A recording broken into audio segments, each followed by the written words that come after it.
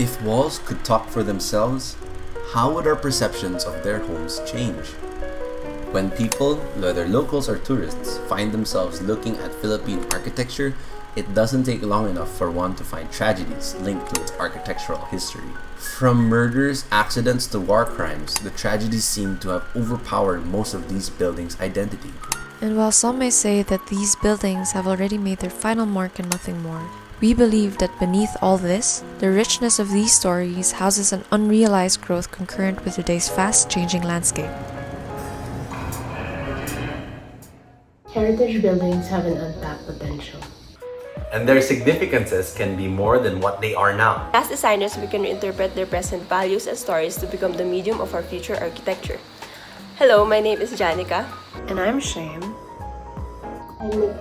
And I'm Javi, and we're the Diplomats. As the Diplomats, it's in our best interest to foster the preservation and prosperity of Philippine architecture, as well as determine impacts and interactions inside and outside of these involved structures. So that in turn, we may adapt and design towards a universal value that can be transferable to most, if not all, aspects of heritage. As Filipinos, we find that a lot of our creativity is central to the Philippine character, as it is on international levels of recognition and even considered central parts of local income. As the Diplomats for architectural heritage, we tap into the Creative City goals by UNESCO as we can align with their vision towards making creative hubs and strengthening showcases of culture and heritage within our creative Filipino personalities. Speaking of which, Baguio City has recently been recognized as a UNESCO Creative City for Crafts and Folk Arts. Given the title, its local government has directed their efforts in establishing what they call key result areas, where several heritage aspects can come together and further develop the city. We wanted to join them and look into how these key areas of diversified culture showcases developed creative hubs that could serve as a key result area aligned with our architectural journey. These two key result areas can bear a lot of fruit in being a potential platform for fostering Filipino value in the creative city. These key results can be a platform where the tangible heritage can be future-proof as a new form of sustainability, while the intangible narratives of heritage buildings could finally evolve beyond the marks they have made before towards gifts that they could still give tomorrow. We now present to you the adaptive reuse of Heritage Hill and Nature Park Garden as part of the chosen key result areas of Baguio. Through this approach, the Diplomats explore how typologies could contain bigger benefits for the city, being a home of true appreciation of their culture and heritage.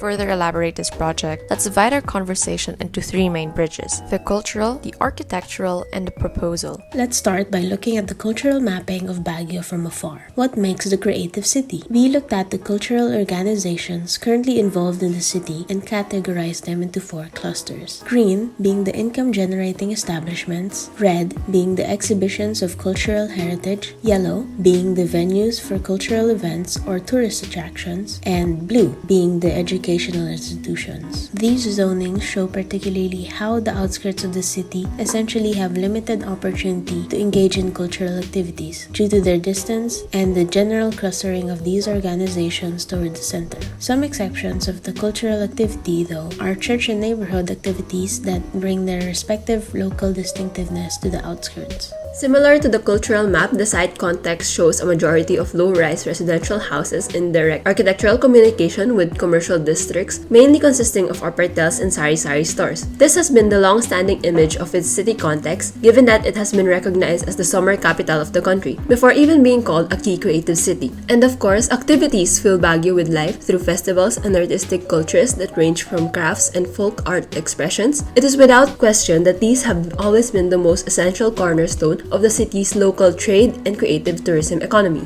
Of course, within the rich culture lies the people. Because of the city's popularity, the interactions of the locals and the tourists have shaped the culture of Baguio's history. From foreign colonizers to modern-day vloggers, this hospitable interaction remains vital to the economy and the overall composure of the city. However, it is also within these two groups where we find a fickle backbone of the city. This could be tied to how the population of tourists is poorly managed, leaving their culture to be at risk and at the brink of being sacrificed for the sake of their further development. As such, the locals, although immersed in their practices, experience forms of alienation of their culture, most especially since today's productions become increasingly commodified in nature. Most of the city's architecture, similar to that of the Diplomat Hotel, eventually inclines to the needs of the guests and tourists, being a pull factor of its hospitality and rich culture, as well as a basic need of shelter. Consequently, the government is left with a confused and heavily divided allocation of funds and resources in an effort to determine a proper priority for the sake of preserving the prosperity of the famous city. The cultural mapping of the locals, tourists, and context say a lot about Baguio's fickle backbone. It is up to us to be able to look into the key values that could benefit the city as its further lumbar support.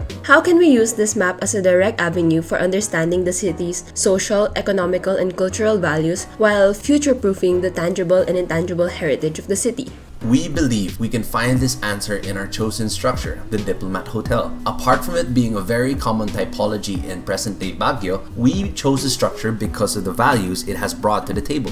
The historical value ties the structure to the rich and tragic history of Philippine colonization, wars, hospitality, education, and even now tourism. The aesthetic value represents the 20th century Renaissance Revival architecture, a design brought by the Americans during their colonization. This remains a testament of historical architectural movement similar in scale to the modernism movement of Philippine architecture. And lastly, the communal value inclines the structure as a component of future Baguio developments. But until the last recognition, it has been abandoned, only being used for rental exhibit spaces if not a filming location for local directors. These values are not protected by the risks found in their longevity. For its historical value, the identity has been reduced to being a prop in a culture. Its decay exemplifies its aesthetic value as the purity of the structure's materials and character-defining elements diminish over time. And on top of this, the integrity makes it dangerous for constant communal use and recognition from the neighborhood context. Hence, the adaptive reuse of the structure is essential in extending its longevity as an extension of the city's creativity and development. This is the untapped potential we seek to address. By looking at each concern directed at its values and deriving possible solution to help the building, the proposal could steer a focused population into becoming stewards for the new outlook of the site. So,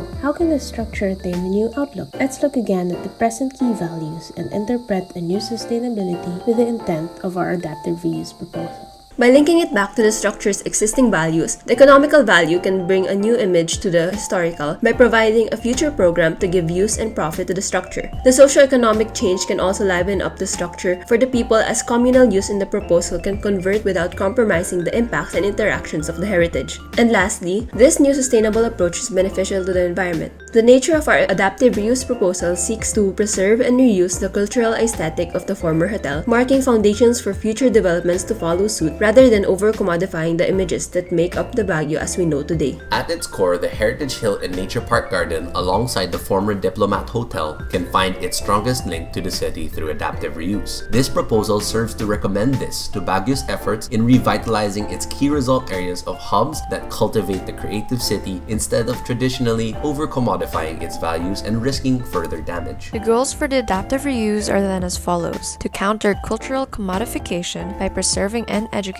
as much historic, communal, and social values of the structure, whilst responding to the key creativity of the city by using design to provide a medium of not just preservation but cultivation of Baguio's heritage, and to further define the impacts and interactions by illuminating the inevitable evolution of values with the people without risking compromise from the cultural gains of the community. Overall, these may benefit not only the site itself but to the community around it, making a whole image for universal value and human creativity and expression. Now, let's see how these changes are manifested into the building. Let's start by addressing its integrity as a build, starting with the structure. Based on our condition reports, the majority of the components found in the building carry the highest condition rating, hence implying that repairs are significantly needed for the building to be considered safe to use. With this information, we conceptualize a supplementary structural plan on top of the existing to give the building more strength in its load-bearing capabilities. For beams and columns found with significant damage and aging, we retrofitted each of these with near-surface mounted FRP to give more backing to the overall framework of the architecture. Moving on to the main programs implemented into the former hotel, the former typology of a tourist attraction will be configured to an educational destination for all under a vocation for the arts. The programs on the first floor consist of workshops that cater for spaces for woodcrafts, bartending, and culinary arts. A semi-public exhibit and gift shop spaces are in the middle of the typology. This gives the public a direct link to what the school is funded and stood for, as well as the outputs produced out of it. On the second floor lie spaces that cultivate the new vocation. Walls and halls on the former floor are opened up to provide ventilation and function areas for various studio cultures. The alleviation of walls also helped the old slabs' load-bearing capacities. The last floor holds the refreshed roof area, which is now covered with a waterproofing membrane to protect it from future environmental and people hazards. This pinnacle area frames the views of the creative city as well as the building's lounge and courtyard, which has convertible windows that can expand activity and ventilation. Equipped with PWD accessibility and a top library,